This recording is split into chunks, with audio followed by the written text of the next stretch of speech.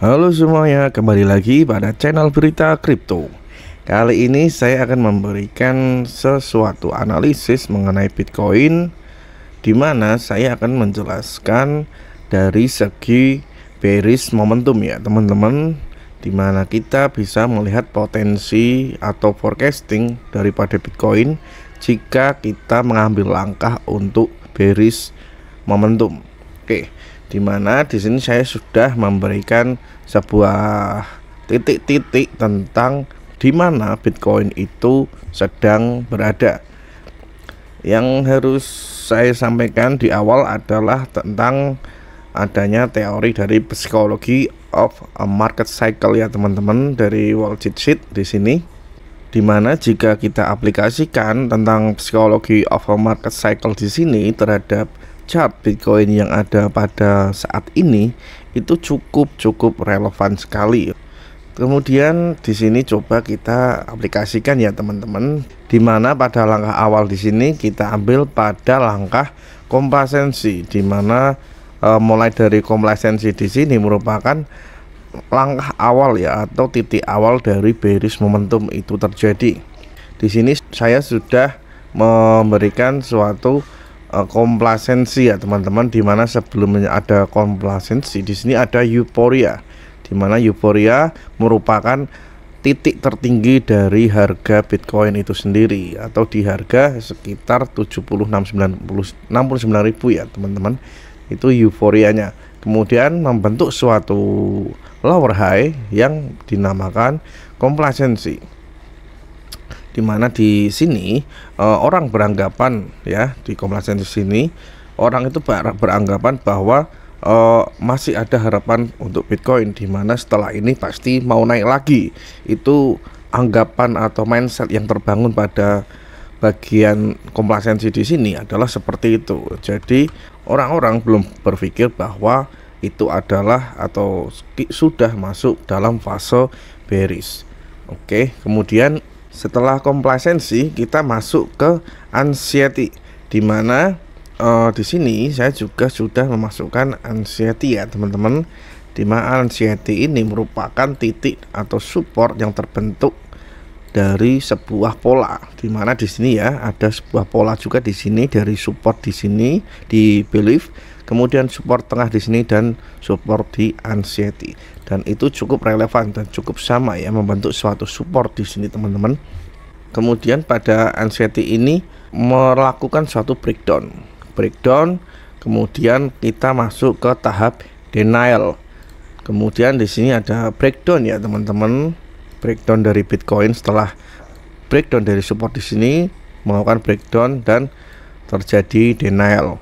Kemudian setelah denial ada sedikit konsolidasi di sini. Dari konsolidasi terjadi breakdown kembali dan menciptakan panik. Kemudian di sini panik, semua orang menjual, semua orang mau keluar.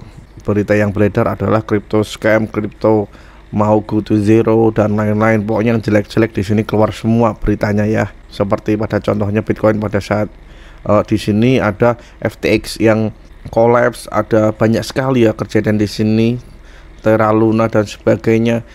Ya di sini banyak sekali kasus-kasus yang terjadi atau hal-hal buruk tentang kripto yang terjadi, dan itu menyebabkan atau menjadi dukungan Bitcoin untuk breakdown terus-menerus sampai membentuk tahap pada capitulation di sini ya teman-teman.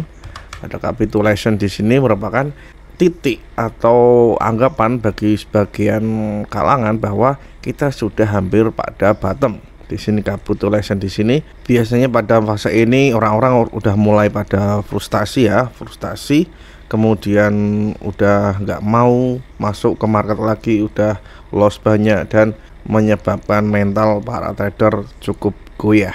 Kemudian pada capitulation di sini ada mulai konsolidasi beberapa saat yang cukup panjang juga ya. Kita lihat di sini kita pada capitulation di sini sekitar Juni sampai Oktober, dan itu cukup panjang fasenya ya. Di sini kita juga lihat ada fase konsolidasi yang cukup panjang sampai menciptakan lower low yang baru pada Anchor, dimana pada Anchor di sini orang mengira sudah menemukan bottomnya ya teman-teman. Jadi di Anchor sini orang mengira sudah menemukan bottomnya. kita lihat hampir sangat serupa untuk pola di sini. Nah, di anchor di sini kita juga menemukan bottom yang tercipta di sini ya. Oke, di area 16-15.000. Kemudian setelah anchor terjadi ada pantulan ya teman-teman. Tapi pantulan ini hanya setara atau tidak lebih dari area dari capitulation konsolidasi area di sini ya teman-teman. Tetapi yang kita lihat di sini bahwa kita melebihi dari area capitulation di sini, harusnya sampai sini terus turun, tetapi kita lanjut pump kembali. Kita bisa lihat ya bahwa kita mungkin sudah keluar dari pola yang ada di sini, dari anchor langsung naik, tetapi kita belum melalui tahap depression. Tahap depression ini masih mungkin terjadi untuk kedepannya teman-teman ya. Kenapa? Karena di sini saya melihat suatu pola yang cukup besar dalam time frame yang cukup besar juga ya teman-teman, dimana ada atau kita sudah breakdown dari level ini dulu untuk pertama ya. Kemudian kita bikin garis resistnya di sini. Kalau seperti ini, saya mengidentifikasi bahwa ada sebuah pola bear flag yang cukup besar. Kita mulai dari area komplasensi di sini. Di sini ada pola bear flag yang sudah breakdown. Itu poin utamanya ya. Poin utama adalah di sini ada potensi pembentukan daripada pola bear flag yang sudah breakdown. Di sini kita sudah breakdown ya. Setelah turun dari area 29.000 kemarin, kita breakdown dan sekarang di area 25 sampai 26.000 sekitarnya. Ketika bear flag di sini terjadi, maka kita punya target daripada bear flag tersebut. Kemudian di mana target bear flagnya? Kita tinggal tarik di sini ya teman-teman. Kita tinggal tarik di sini, kita pas di top levelnya, dan kita lihat bahwa target dari bear flag di sini adalah pada area dari depression, di mana area depression di sini adalah zona pada harga 10.500. Di sini saya melihat bahwa masih ada kemungkinan skenario dari bearish di luar dari analisis saya beberapa hari yang lalu tentang target dari the next halving Bitcoin, terus adanya ascending triangle, kemudian dari kesamaan pola atau pattern-pattern dari histori masa lampau daripada Bitcoin itu sendiri. Di sini juga mencerminkan ada sebuah pola yang cukup bisa dipertimbangkan jika bearish momentum belum berakhir, dimana di sini ada sebuah pola daripada bear flag ya teman-teman, dan bear flag di sini mampu atau berpotensi untuk membawa Bitcoin untuk turun lebih dalam pada area depression, yaitu pada area 10.000. Dan menurut saya pribadi 10.000 memang merupakan atau harusnya menjadi support yang benar-benar kuat atau bottom untuk Bitcoin di luar harga 15 atau 16.000 seperti bottom sebelumnya.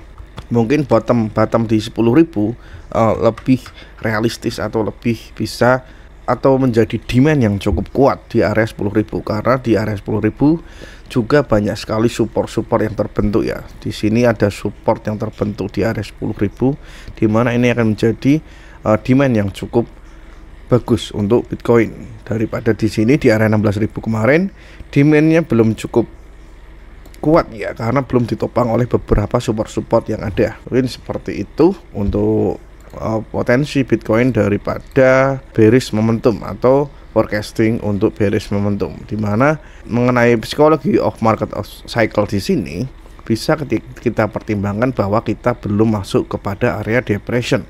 Jadi mungkin masih berpotensi kita memasuki area depression di masa yang akan datang, atau mungkin bisa terjadi di sekitar awal tahun 2024 kemungkinan ya. Tetapi kembali lagi, jika mampu untuk reclaim dan breakout dari area 32.000 ya, maka bearish momentum di sini atau bear flag di sini kemungkinan tidak akan terjadi, karena 32.000 sebagai resist sudah tertembus.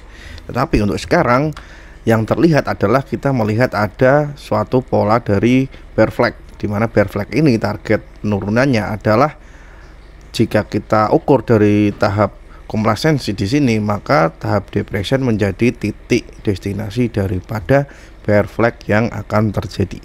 Oke, mungkin seperti itu ya sedikit gambaran besar mengenai bearish momentum yang kemungkinannya akan terjadi. Sampai jumpa pada analisis Bitcoin selanjutnya. Jangan lupa subscribe dan terima kasih.